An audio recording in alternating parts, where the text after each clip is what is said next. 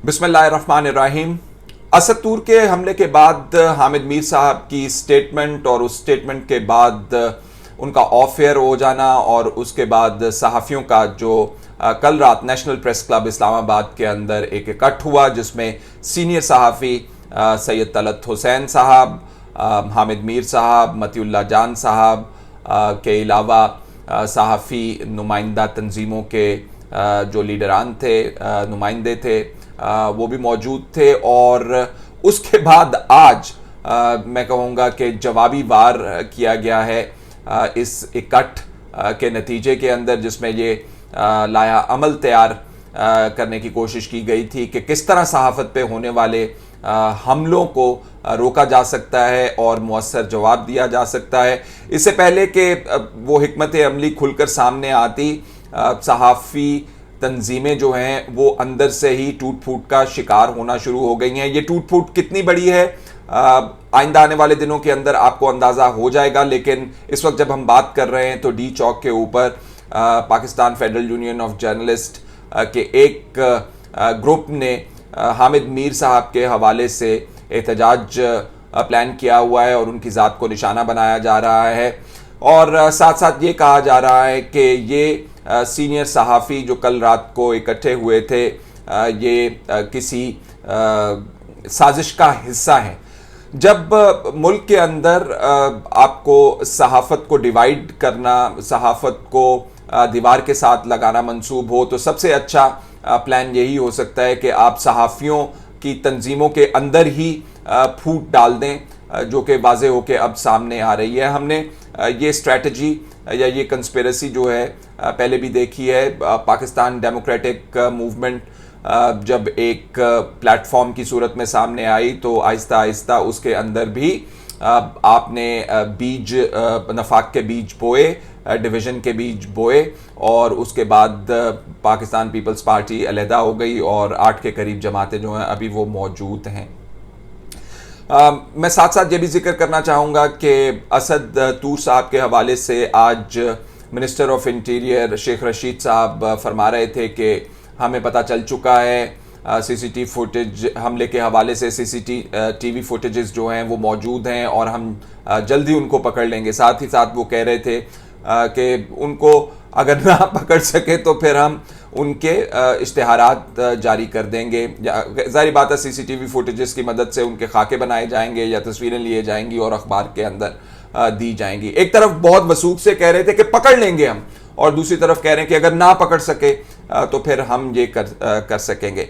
एक तरफ तासुर ये दिया जा रहा था असद तूर साहब के हमले के ऊपर कि वो कोई ज़ाती नौयत का मामला है और किसी किस्म के इदारे का इसके अंदर कोई हाथ नहीं है, और दूसरी तरफ जो मालूमात हमारे तक पहुंच रही हैं उसमें ये बात अयां होती जा रही है कि असद तूर साहब को निशाना बनाया जा रहा है।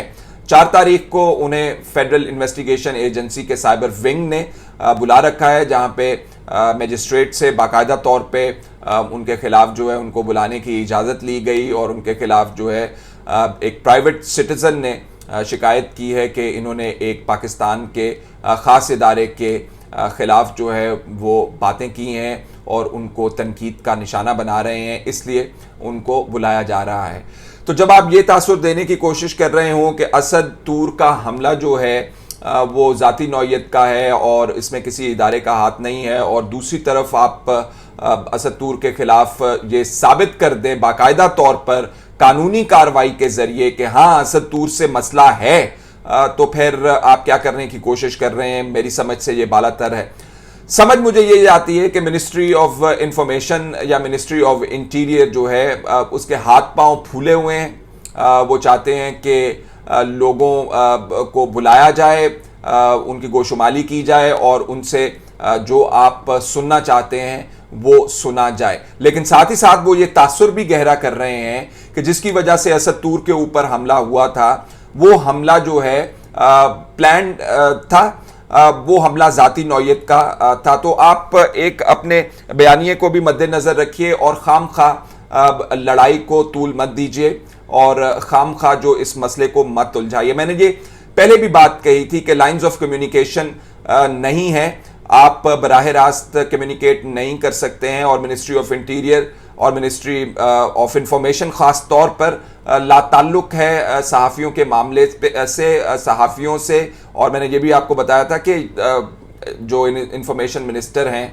वो बिल्कुल ही लाताल्लुक हैं, क्योंकि सहाफ़ियों से उनका कोई ताल्लुक वास्ता उस तरह का नहीं है। और सहाफ़ियों ने तो उनके प्रेस क्लब के ऊपर दाखिले के ऊपर भी पाबंदी लगाई हुई है। तो जब सहाफ़ी इकट्ठे हो रहे होंगे अपने दिफा के लिए और दूसरी तरफ से एक दूसरा ग्रुप जो है वो खड़ा कर दिया जाएगा जो कि हामिद मीर के खिलाफ नारे मारता हुआ नजर आएगा, तो फिर साजिश जो है उसका आपको पता चल जाएगा कि ये साजिश है या नहीं है, आप उसका खुद अंदाजा लगा सकेंगे।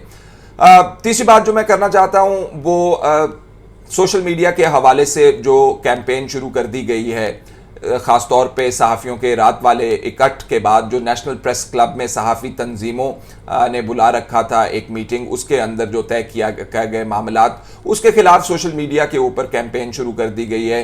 तलत हुसैन साहब जो उमूमी तौर पर अपने काम से काम रखते हैं, उनका जो कवरेज का मेयार है वो आप खुद जांच सकते हैं। मैंने उनके हवाले से क्या बताना है।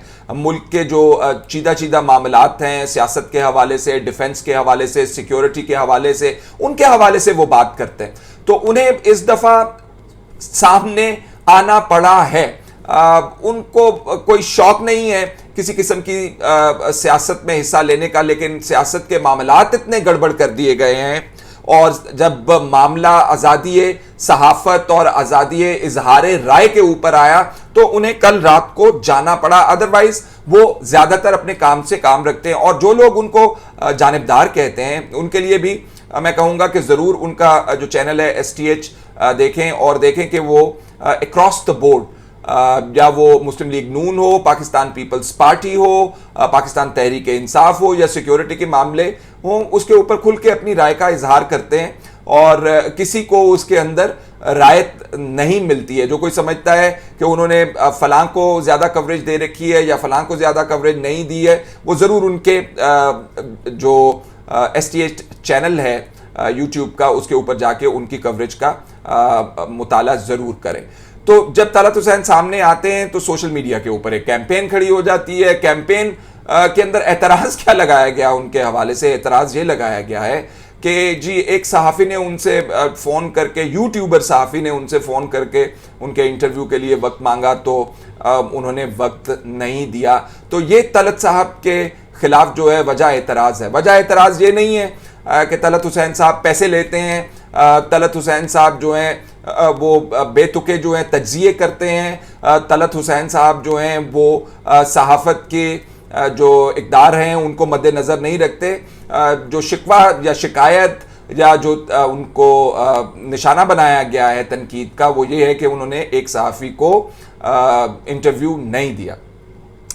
हुकूमत जल्दी के ऊपर तेल का काम क्यों कर रही है, इसकी वजह भी हम आपको बता देते हैं। इमरान खान साहब समझते हैं कि अगर मीडिया को उन्होंने फतह कर लिया तो अगले 5 साल भी उनके होंगे और जो अदाद व शुमार वो कोट कर रहे हैं मईशत के हवाले से, डेवलपमेंट के हवाले से, उसके ऊपर कोई तनकीद जो है वो सामने नहीं आनी चाहिए ताकि उनका रास्ता जो है वो हमवार हो जाए अगली हुकूमत अगले 5 साल के लिए।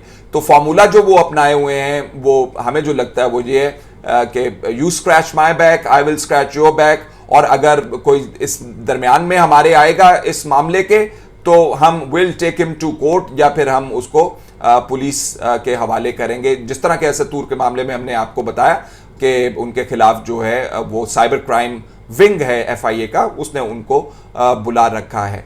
ये तमाम मामलात जो हैं किसी सिमत हमें लगते हुए नज़र नहीं आ रहे और ये लड़ाई जो है बढ़ती हुई नज़र आ रही है और इसमें हम कहेंगे कि सबसे ज़्यादा हिस्सा जो है वो हुकूमती नाअहली का है। कवानीन जो आप लेकर आ रहे हैं, ख़ास तौर पे पाकिस्तान मीडिया डेवलपमेंट अथॉरिटी का कानून है जिसमें आपको कह तो ये रहे हैं कि आप डेवलपमेंट की तरफ जा रहे हैं, लेकिन आप करना क्या चाह रहे हैं? आप तमाम तर मीडिया जिसमें अखबारात शामिल हैं, जिसके अंदर TV चैनल्स शामिल हैं, जिसके अंदर सोशल मीडिया के YouTube चैनल्स शामिल हैं, उन तमाम को एक ही अम्ब्रेला के अंडर लाके एक ही हथौड़े से आप डील करना चाह रहे हैं। कुछ सहाफ़ी कह रहे हैं कि जी ये मीडियाज़ के डेवलपमेंट के लिए था, वर्कर्स के लिए था, और इसकी जो है वो मुखालफत की जा रही है। भाईजान, मीडिया की डेवलपमेंट के लिए ट्रिब्यूनल्स नहीं बनाए जाते, एक खुसूसी अदालतें नहीं बनाई जाती हैं। हमने ये खुसूसी अदालतें, एंटी टेररिज्म कोर्ट्स जो हैं वो दहशत गर्दों के लिए खुसूसी अदालतें ज़रूर बनाई जाती हैं। मैं उनके भी खिलाफ हूँ कि ये जो निज़ाम के अंदर टूटे फूटे निज़ाम को मुख्तलिफ पट्टियों से जो जोड़ा या बांधा जाता है, मुझे बिल्कुल एक नज़र नहीं भाता। जो जिसका काम होता है वो उसी को करना चाहिए। और अगर आप खुसूसी अदालत बना के उसके ऊपर आप कोशिश करेंगे कि निज़ाम बेहतर हो जाए, निज़ाम बेहतर नहीं होता, मज़ीद मामलात गड़बड़ होते हैं। तो आपकी नज़र में अगर सहाफ़ी दहशतगर्द हैं, आपकी नज़र में अगर सहाफ़ी चोर हैं, आपकी नज़र में अगर सहाफ़ी जो हैं वो एक ऐसा काम कर रहे हैं जो दहशतगर्दी के ज़ुमरे में आता है, तो ज़रूर आप ट्रिब्यूनल्स बनाइए। लेकिन इन हालात के अंदर ट्रिब्यूनल्स की वजह समझ नहीं आ रही। इन हालात, ये हालात क्या हैं? वो हालात हैं जब आप हज़ारों वर्कर्स को देख चुके हैं कि वो निकल चुके हैं मीडिया की बड़ी बड़ी ऑर्गेनाइजेशंस के अंदर। अभी भी जो हालात मेन स्ट्रीम मीडिया के हैं वो आपके सामने। किसी को तनख्वाह मिलती है, किसी को 2 माह बाद मिलती है, किसी को 3 माह बाद मिलती है। तो ये वो इमरान खान है जो बहुत नारे लगाया करते थे सहाफ़त के लिए और कहा करते थे मुल्क के लिए इंडिपेंडेंट सहाफ़त जो है वो बहुत ज़रूरी है। उनके लिए आपने कोई कदम नहीं उठाया। और जो आप कानून लेकर आ रहे हैं उसमें ना सिर्फ मीडिया वर्कर्स बल्कि मीडिया मालिकान और उनके लिए ट्रिब्यूनल्स बनाए जाएंगे ताकि उनको जल्द से जल्द सजा दी जाएगी। कड़ा वक्त है सहाफ़त के लिए, कड़ा वक्त है सियासत के लिए, कड़ा वक्त है मुल्क की इंडिपेंडेंस के लिए और आज़ादी इज़हार राय के लिए। जैसे जैसे डेवलपमेंट्स मजीद होंगी आपको ज़रूर अपडेट करेंगे। फ़िलहाल इतना ही, इजाज़त दीजिए। अल्लाह हाफ़िज़।